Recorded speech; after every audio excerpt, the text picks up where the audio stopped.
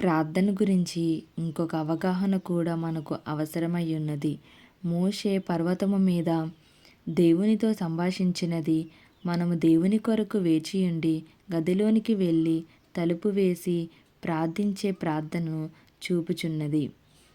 సాధారణముగా ప్రార్థించినప్పుడు మనము దేవునితో మాట్లాడుచున్నాము. అయితే మోషే దేవుని యొద్దకు పర్వతము మీదకి వెళ్ళినప్పుడు మోషే యెహోవాతో అనే పదజాలము అక్కడక్కడ మాత్రమే ఉన్నది కానీ యెహోవా మోషేతో అనే మాటలు తరచుగా చెప్పబడినవి.